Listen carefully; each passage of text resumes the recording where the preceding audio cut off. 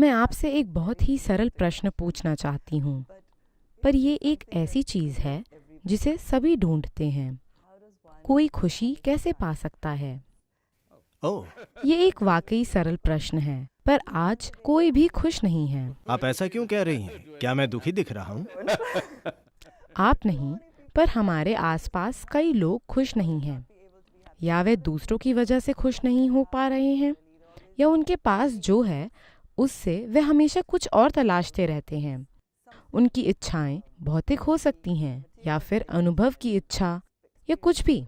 एक सरल बात यह है कि हर इंसानी अनुभव का एक रासायनिक आधार है। जिसे आप शांति कहते हैं वो एक तरह का रसायन है, खुशी या आनंद दूसरी तरह का रसायन है, परम आनंद एक तरह का रसायन है, पीड़ा, चिंता और तनाव एक और किस्म के रसायन हैं। हर स्तर के अच्छे और बुरे एहसास आपके भीतर एक रासायनिक बुनियाद से जुड़े हैं। या कहें कि आप खुद एक तरह के रासायनिक सूप हैं। सवाल बस ये है कि क्या आप एक बेहतरीन सूप हैं या घटिया सूप। अगर मैं 10 अलग अलग लोगों को सूप बनाने की सामग्री दूं, एक ही सामग्री, 10 लोग एक जैसा सूप नहीं बनाएंगे। 10 सूप के 10 अलग अलग स्वाद होंगे। Though the ingredients are same, हालांकि सामग्री वही है। इसी तरह हम सभी एक ही सामग्री से बने हैं, पर देखिए हमने खुद को कितने तरीकों से बनाया है। तो सूप बनाने पर ध्यान देने का समय है, ताकि ये एक अच्छा सूप हो, ये घटिया सूप ना हो। अगर आप आनंद का रसायन स्थापित करेंगे तो आप ऐसे ही होंगे। हम लोगों को यही सिखा रहे हैं। हम उन्हें खुश या शांत होने की सलाह नहीं दे रहे।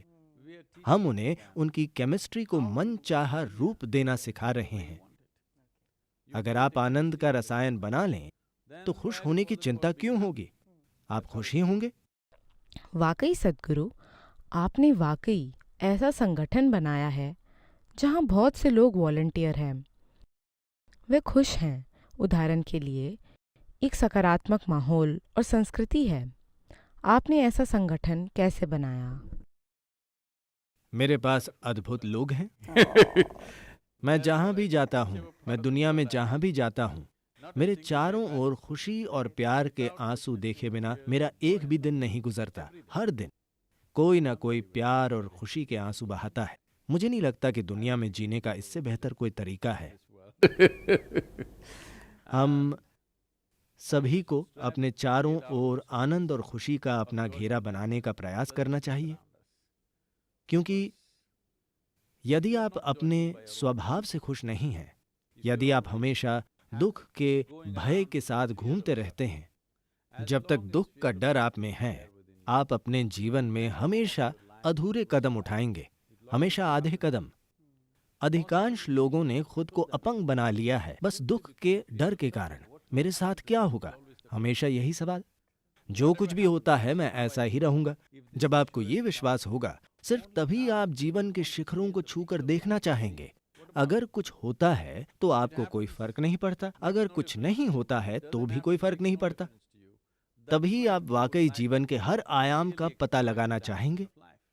तो सबसे पहली और सबसे महत्वपूर्ण बात यह है कि आपके होने का तरीका आपके आसपास की चीजों से तय न हो। अगर आप खुद में ये पहलू ले आएं तो दुख का कोई डर नहीं होगा। जब दुख का कोई डर नहीं होगा तब आप बिना किसी हिचकिचाहट के जीवन के हर आयाम को छू पाएंगे।